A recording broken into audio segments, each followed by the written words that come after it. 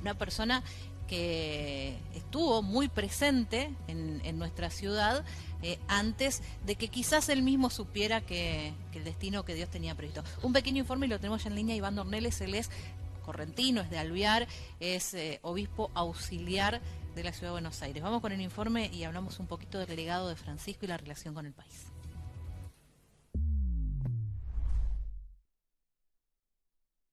Todo el amor de Corrientes y la fe del Tarahui, peregrino de la esperanza, peregrino de amor, con el alma y los pies sangrantes, a tu casa voy, déjame besar tu manto, Virgen de Itatí. Promesero soy y vengo a cumplir lo que en mi oración yo te prometí. Y gracias te doy, Virgen de Itatí. Como el río azul que besa tus pies, después de rezar yo también me iré con tu bendición. Virgen de Itatí.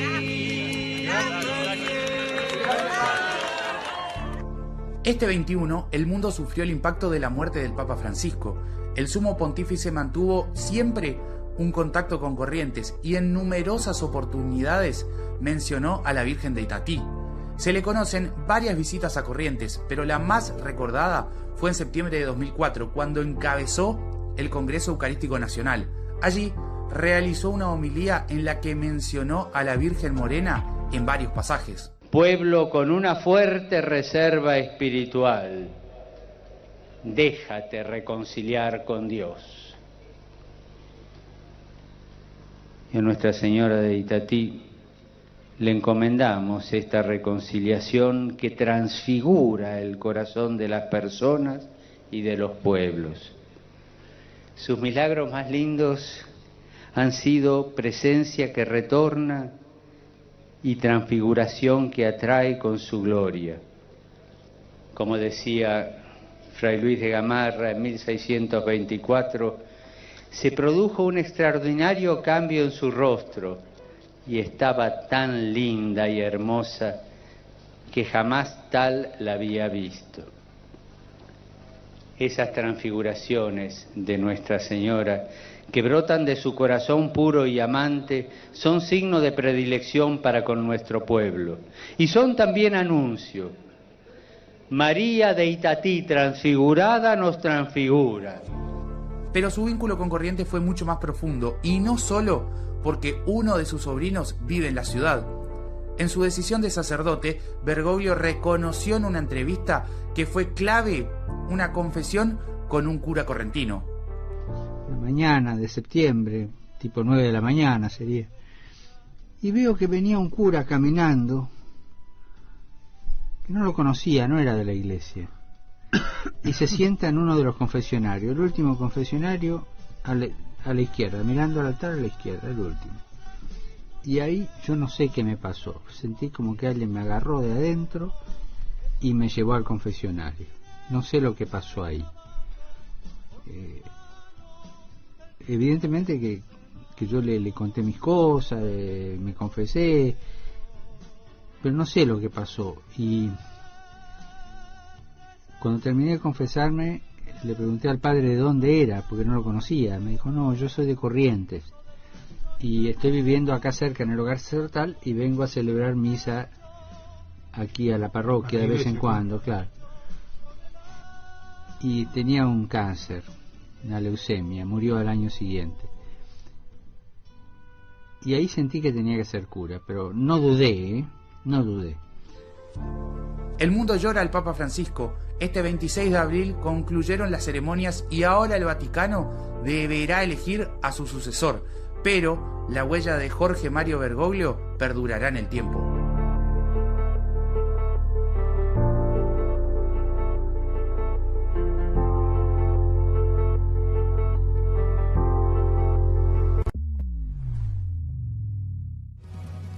Padre Iván, buenas noches. Los saludamos aquí desde Corrientes, desde equipo de noticias en 13 Max.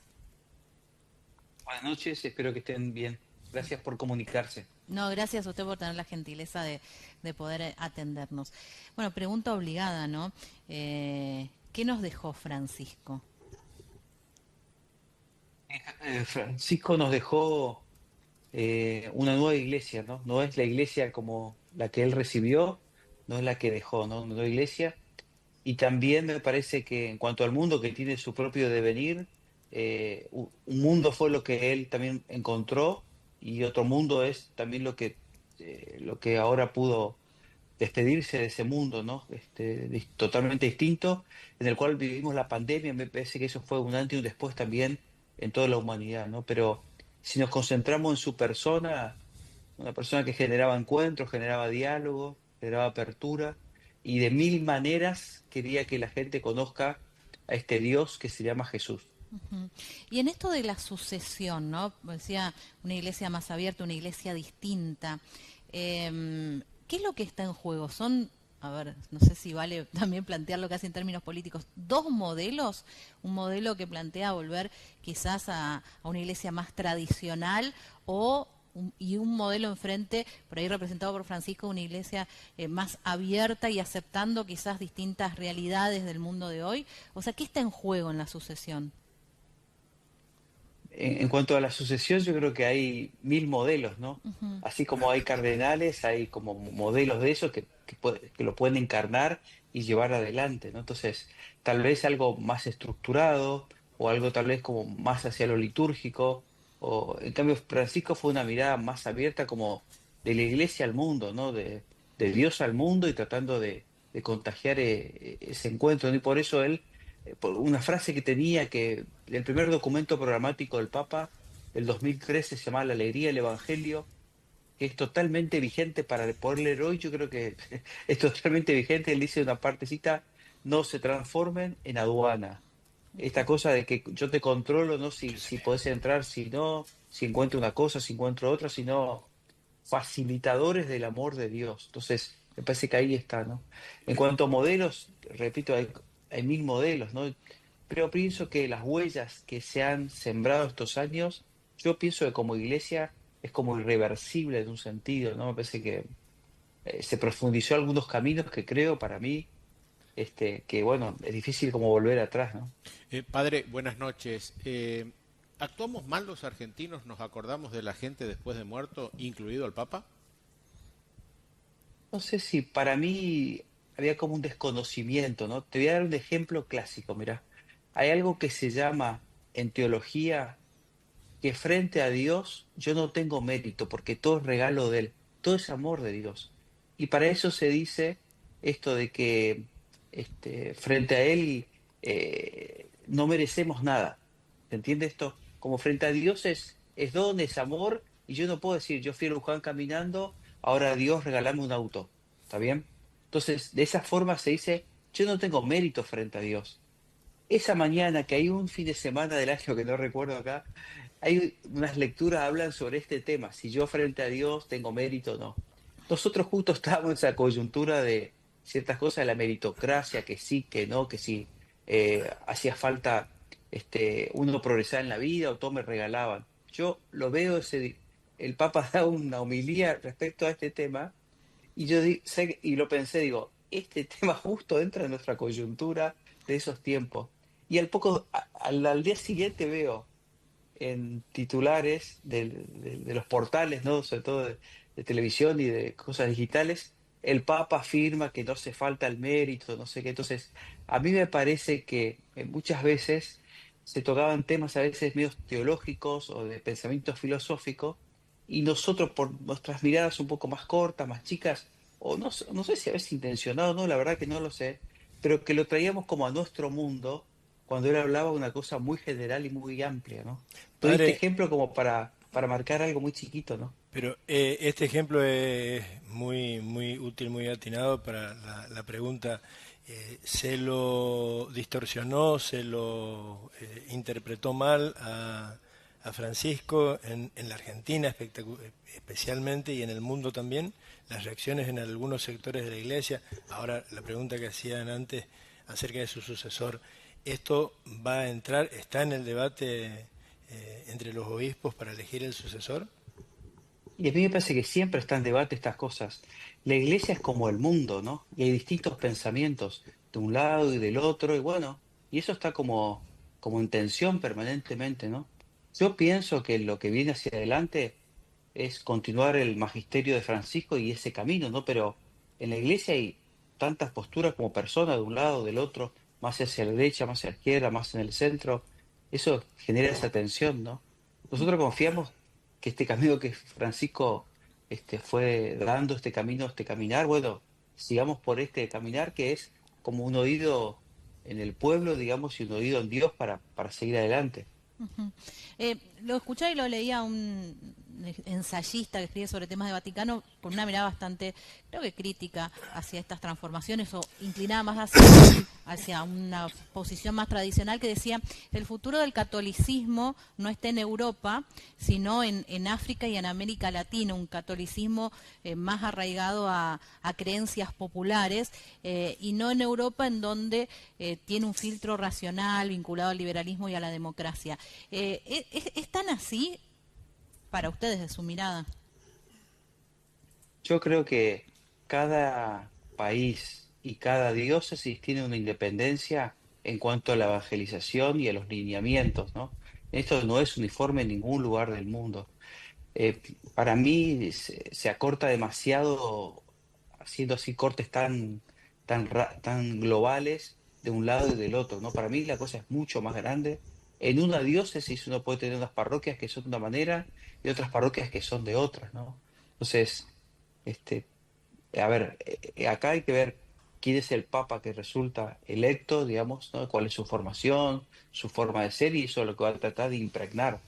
Pero es cierto que da alineamientos globales y generales y es un horizonte, pero después están las realidades de cada país, de cada diócesis y de cada lugar que continúan más o menos. Es cierto, el Papa da unos lineamientos generales, pero cada comunidad tiene sus propias formas de ser, digamos, ¿no? Yo confío, vuelvo a lo mismo, ¿no? Confío que se pueda seguir las mismas huellas de Francisco, pero bueno, vamos a ver en unos 15, 20 días, cuando culmine el cónclave, a ver quién resulta electo, ¿no? Ahora nosotros vamos a, de algún modo, a sufrir las consecuencias de la orfandad del Papa Francisco, porque él tenía seguramente una mirada particular, inclusive escuché un sacerdote que de la matanza que unos días previos le dijo que tenía resuelto que se iba a hacer, no sé, una parroquia, un centro en su municipio, ¿no? O sea, esa mirada particular, esa guía, ese soporte, especialmente para sus pares argentinos, bueno, ya no va a estar, ¿no? Sí, tal cual, sí. De alguna forma, volvemos 12 años para atrás en cuanto a las vinculaciones, ¿no? Mm, Se vuelve a un esquema anterior, digamos, en el cual el Papa no era argentino y la iglesia tenía que funcionar, continuar con comedores, con parroquias, con esto. Esto es un cambio, este, es una nueva forma de vivir, pero bueno, habrá que adaptarse a este nuevo tiempo, ¿no? Extrañándolo, pero por otro lado, memoria agradecida de su vida mm. y todo eso que nos dejó, esos consejos y el camino recorrido, tratando de ponerlo en acto, no ponerlo en función. No tenemos también y no tiene especialmente la Iglesia, una asignatura pendiente en cuanto a la difusión de las ideas, del pensamiento, del trabajo de Francisco y de los otros papas, ¿no? Destacábamos aquí la importancia de Fratelli Tutti o de Laudato Si, y no sé si es una impresión mía, pero creo que no son lo suficientemente difundidas y no son lo suficientemente trabajadas por la misma Iglesia como sería muy bueno que lo fueran. Sí, sí, sí, sí, coincido. Para mí todo material es bueno. En estos años se hizo mucho y se hizo mucha difusión ad intra. Eh, a veces depende de cómo uno está conectado y depende de las discusiones si uno accede a eso. Por ejemplo, de Fratelli Tutti, nosotros la Conferencia Episcopal tiene una plataforma para formación de líderes que quieren dedicarse a redes sociales, por ejemplo, ¿no? Digo una cosa muy chiquita que lo lleva hace como 3, 4 años la comisión de comunicación. Y hay personas que todavía no lo saben y saben que existe esto, entonces tal vez se hicieron cosas, se hicieron difusión, pero a veces no es suficiente esa publicidad en cuanto a compartir estos caminos, otras cosas. Pero coincido en que hay que seguir trabajando el magisterio de Francisco, ¿no? Creo que Ujú. este momento puede ser propicio para esto. Yo recomiendo, por ejemplo, viste que a veces uno puede estar como con un tiempo libre, entonces poner en redes sociales Francisco o alguna palabra así, Papa Francisco, que seguro va a aparecer un video que uno no vio, algún Ujú. mensaje, alguna cosa que nos va a servir al corazón. Todos los miércoles Francisco hacía una catequesis a lo largo de estos 12 años, ¿no? Muy interesantes, ¿no? Muy interesantes sobre diversos temas. Bueno, todo eso está en el sitio en la página web del Vaticano que uno puede acceder y leer, digamos, ¿no? Entonces, pero coincido que tal vez haga falta que esto sea un empujón para volver a presentar nuevamente el magisterio de Francisco. Padre Iván, gracias. Una Sí, la última última, a ver. cortita, y esta es Vamos. personal, porque como usted sabe, en Alvear nos miran, nos escuchan, nos ven y nos cuentan las anécdotas de sus propios sacerdotes. Usted tiene una anécdota personal de una pizza con el Papa, ¿no? Con Jorge Bergoglio, en realidad. Hace unos años, cuando en el 2012 hubo una tormenta terrible acá en Buenos Aires, y en la parroquia que yo estaba, una parte se voló el techo, yo estaba de vicario con un párroco, y ese día al mediodía, bueno, después de limpiar un poco y ordenar, le fuimos a contar a él, "Mira, nos pasó esto, ¿no?". Y ahí se ve la humanidad del Papa, ¿no? Nos escucha con atención, eran como la 1 de la tarde, algo así, no sé. ¿Comieron ustedes? ¿Almorzaron? No, no, no. Bueno, mira, hoy hubo acá un cumpleaños, no sé, sobró pizza, aguarden, siéntense. Nos llevó una cosita chiquitita que al lado del despacho de él calentó la pizza y nos sirvió, ¿no? Entonces, eh, ahí van esas palabras y esos gestos de Francisco que hay que saber leer, ¿no? Leerlo como con atención, hizo como de recibirte, de alojarte, no solamente nos escuchó, sino también como que nos dio de comer, digamos, y después nos ayudó económicamente con algo para empezar a solucionar el tema, pero todo un gesto como de paternidad y de cariño, ¿no? Entonces, eso nos ayuda a describir un poco quién era Jorge Bergoglio, el Papa Francisco. Padre Iván, muchas gracias, muy amable. Gracias, buenas noches. Bueno, Iván Dorneles, él es arzobispo adjunto en la Ciudad de Buenos Aires, pero es correntino, es de Alvear, y bueno, y siempre tiene la gentileza